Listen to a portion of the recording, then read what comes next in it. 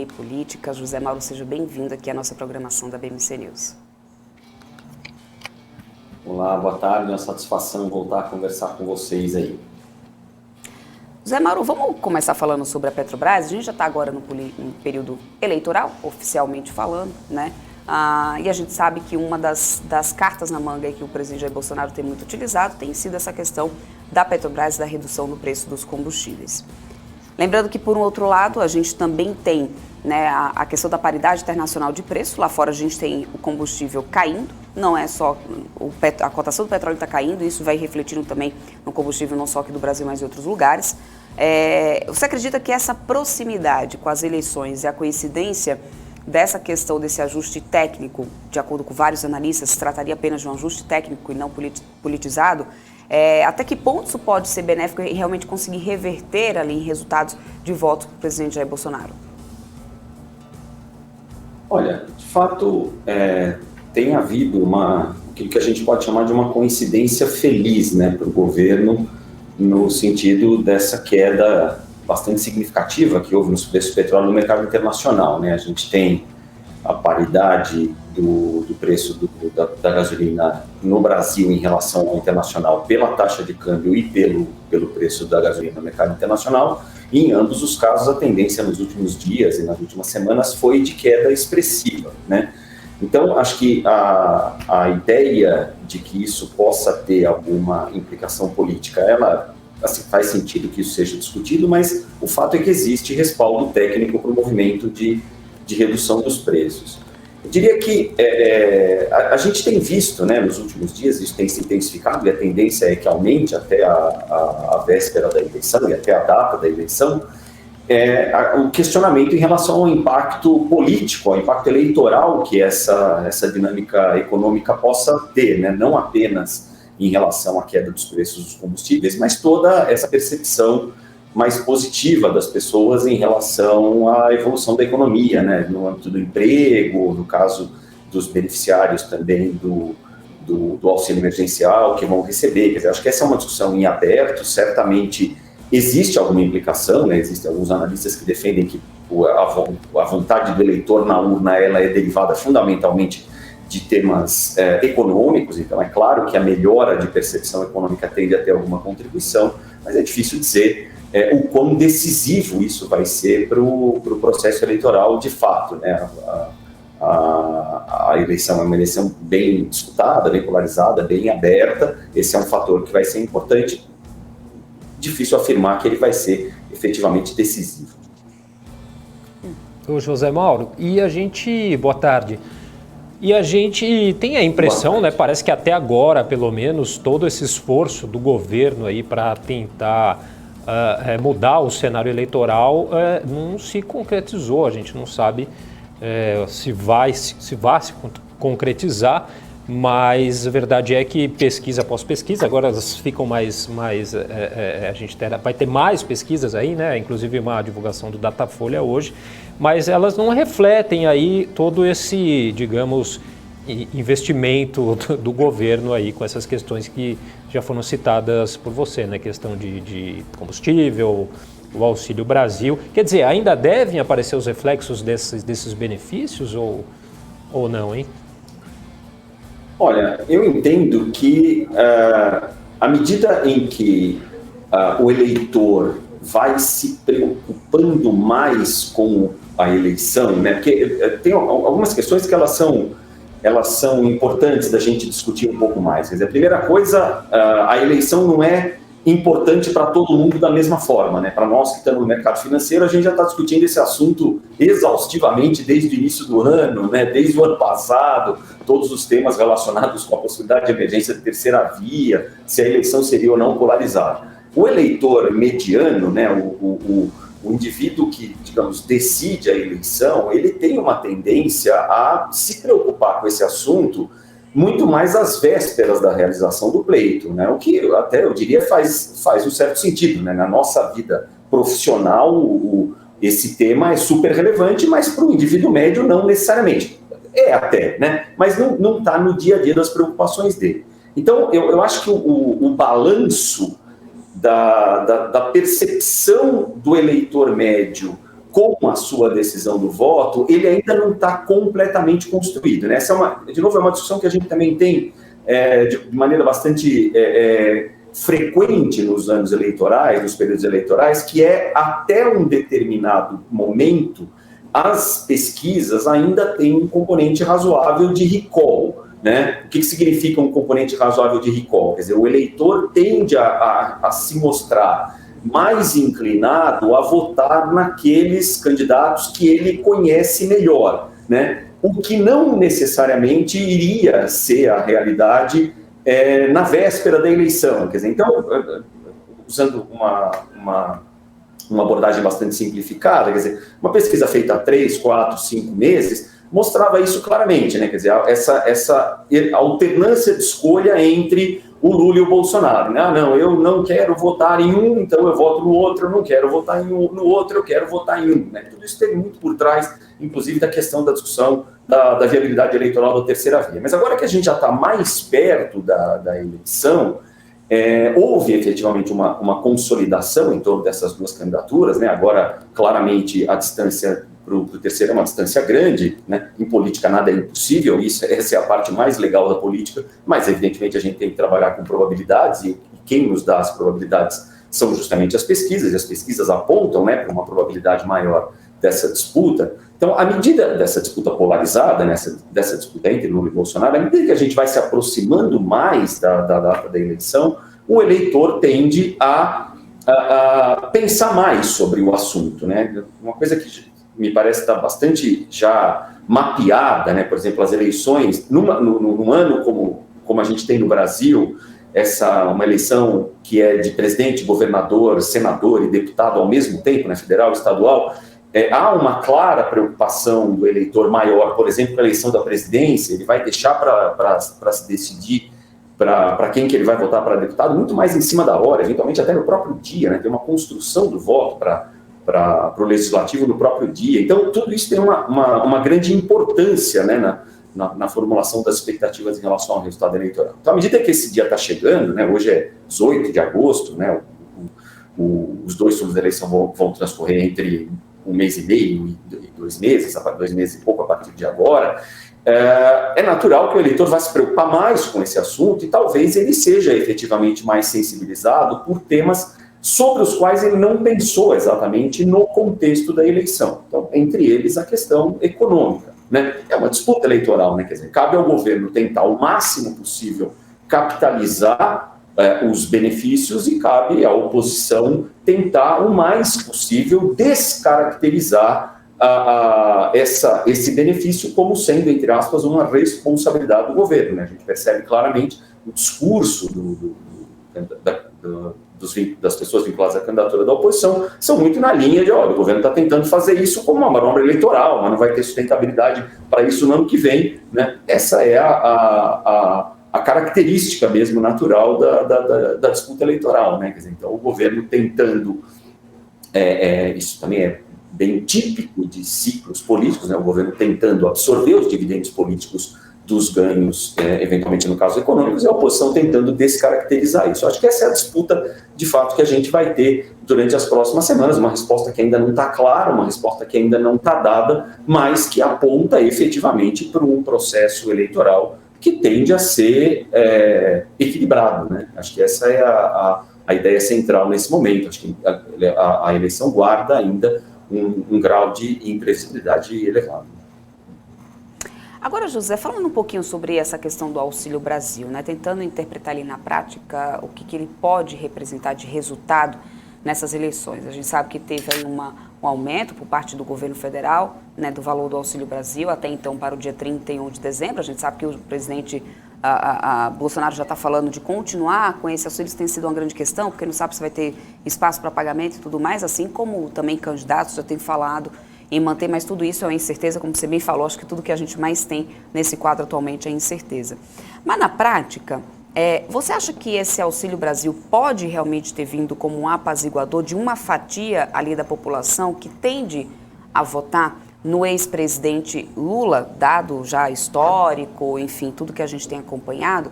Ou seja, você acha que esse pagamento do novo Auxílio Brasil né, nesse quadro eleitoral, ele surtiu algum efeito de alguma forma para o presidente Jair Bolsonaro?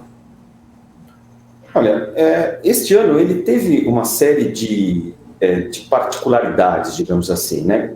Primeiro, ele é um ano eleitoral, né? Existe muito debate já consolidado, inclusive internacionalmente, na questão do ciclo político, né? Quer dizer, o político ele tem uma intenção de reeleição, né, ou uma intenção de eleição do seu sucessor. Isso é natural, né? Isso é natural do processo político.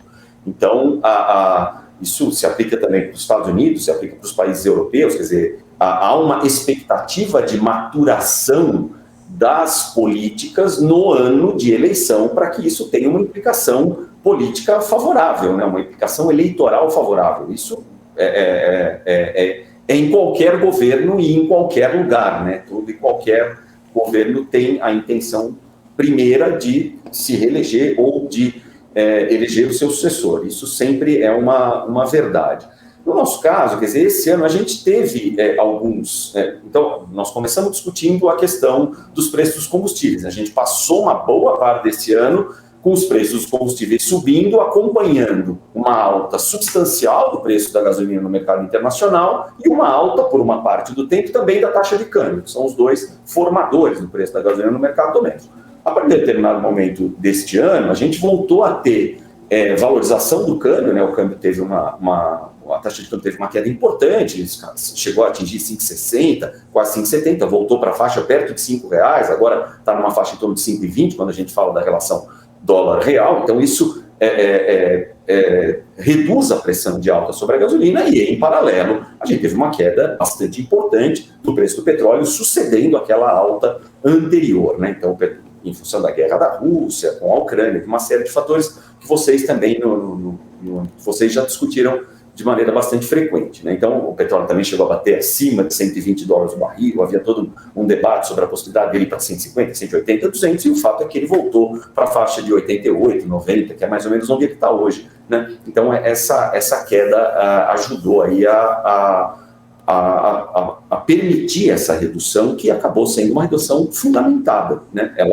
Quando a gente olha hoje o preço da gasolina no mercado local e o preço da gasolina no mercado internacional, o que a gente vê é algo muito próximo da paridade, não há algo que a gente possa caracterizar como tendo sido uma intervenção, né? A gente teve no Brasil no Brasil e no mundo, a gente teve a pandemia teve uma série de implicações do ponto de vista de emprego, do ponto de vista de renda real, do ponto de vista de atividade econômica, do ponto de vista fiscal, e este ano, né, e aí eu chego ao ponto que eu ia discutir com mais detalhamento, tem sido um ano bastante positivo para o Brasil do ponto de vista fiscal, né?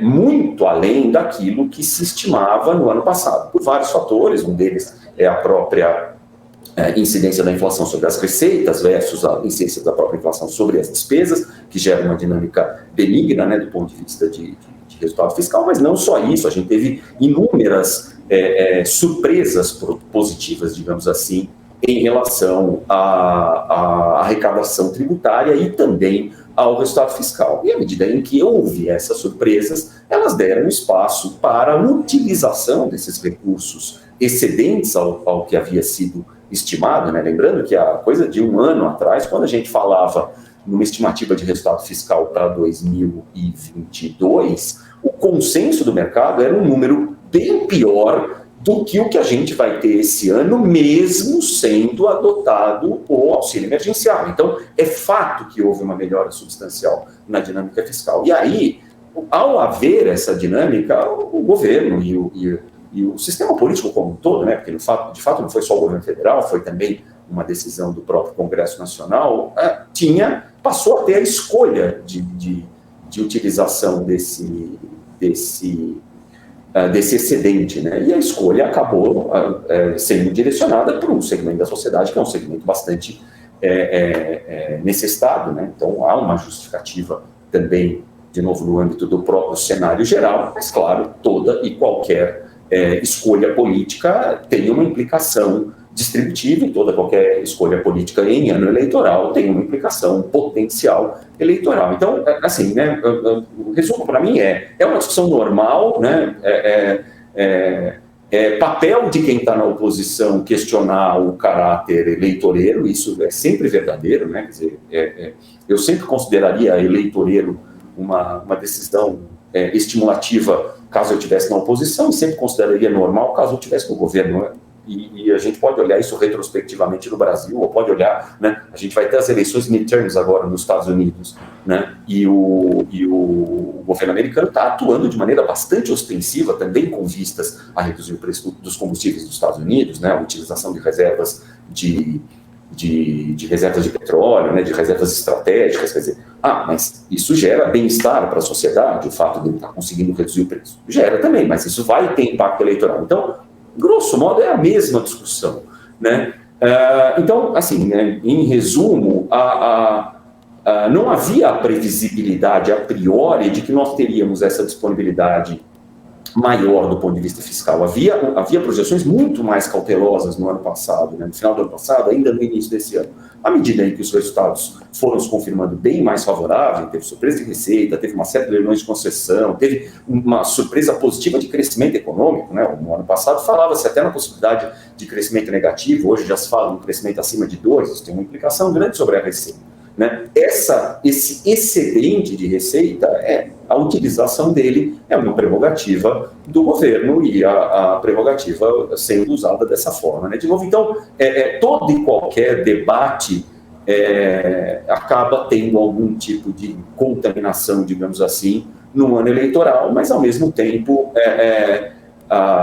esse tipo de ação e esse tipo de consequência, ele tem uma recorrência muito forte, e não só no Brasil, mas em todos os lugares, e eu acho que é assim mais ou menos que a gente consegue enxergar.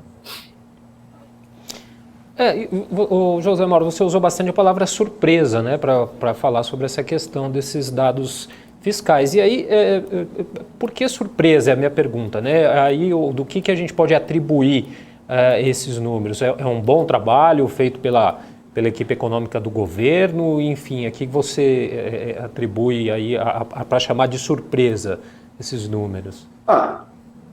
Eu uso a palavra surpresa muito em comparação com as estimativas prevalecentes no mercado, digamos assim, né? Quer dizer, qual que é a melhor, entre aspas, a melhor informação que eu tenho sobre o que se espera para o resultado fiscal do ano que vem? Vamos considerar hoje. Eu olho para a pesquisa Focus, eu tento olhar para os melhores analistas, né? Para analistas que fazem isso com melhor qualidade do que eu consigo fazer, e eu julgo que essa é a melhor estimativa. Quando eu olho para essas estimativas para 2022, no mesmo período do ano passado, a distância entre os números efetivos e aquelas estimativas é uma distância relativamente grande, né? Assim, a gente tinha estimativas bastante mais pessimistas, né? Isso também se aplica a propósito para o crescimento, né? Diga-se de passagem, né? Eu também mencionei, quer dizer, houve uma surpresa positiva grande no crescimento, essa que tem um efeito secundário também no próprio emprego, e o emprego é relevante do ponto de vista também de arrecadação. Então, né, a economia tem essa questão do círculo virtuoso e do círculo vicioso, né? Quando as coisas estão bem, elas se autoalimentam, até que elas, em alguns casos, elas exageram, né? Bolhas e outras coisas, e também quando elas estão mal, elas tendem a se retroalimentar, né? O círculo vicioso versus o círculo virtuoso. E no caso, nesse ano, por alguns fatores, a gente acabou tendo um círculo virtuoso. Eu acho que não dá para descartar ou para desprezar o fato de surpresas tão significativas serem resultantes de escolhas de política econômica corretas, escolhas de política econômica acertadas, né? Uma frase que eu costumo dizer o fato de estarmos tendo superávit esse ano e a estimativa ter sido de um déficit, a gente pode sempre argumentar, não, mas o superávit advém de uma surpresa inflacionária, e a surpresa inflacionária ela não é tão benigna. Ótimo, isso está absolutamente reconhecido. Mas no fundo, se sobrou dinheiro, você pode gastar tudo, você pode gastar mais. Sempre tem uma escolha política por trás, né? E ainda ações de estímulo monetário, fiscal, agora no caso a gente está tratando de estímulo fiscal, que estão sendo implementadas, elas estão sendo implementadas ainda num ambiente em que o resultado fiscal do ano ainda vai ser benigno. Então, tem qualidade nisso, tem mérito, né? Quer dizer, o próprio crescimento do ano, o crescimento não veio do nada, né? O crescimento veio, em boa parte, do investimento, né? A gente não está tendo um crescimento integralmente dependente de expansão de concessão de crédito. Não é verdade. O crescimento vem de investimento. Então, é necessário reconhecer que uma parte do crescimento do investimento certamente advém de algumas melhoras de condições gerais ou algumas decisões de política que foram adotadas no âmbito de realização de leilões, esse tipo de coisa, né? Então, assim, a existência da surpresa, ela é muito em relação à estimativa original, né? A estimativa original era bem mais cautelosa. E aí, a surpresa se constrói, em alguns casos, por fatores externos, né? Assim, o próprio choque de commodities, né? A gente teve um choque altista de commodities. O Brasil é exportador de commodities, o Brasil não é mais importador de petróleo, e um choque altista de petróleo no passado certamente seria um choque contracionista para nós de atividade. Hoje isso não acontece mais. Em contrapartida, o choque altista de alimentos para nós também é benigno, é expansionista, é gerador de renda. Então a gente teve fatores extraordinários que contribuíram, mas não foram só eles. Eu acho que também houve fatores de amadurecimento de políticas que acabaram também sustentando essa ocorrência de resultados melhores. Perfeito, José Mauro, perfeito. Muito bom mesmo. Muito bom. Quero muito agradecer aqui a tua participação conosco, inclusive, viu, José Mauro, seu tempo, né, disponibilidade, vir aqui explicar seu ponto de vista, é muito importante. Muito bacana. Muito obrigada mesmo, até uma próxima oportunidade. Obrigado. Tá legal, eu que agradeço, é sempre uma satisfação falar com vocês aí, estou sempre à disposição. Valeu, Maravilha. obrigado, Bom, hein?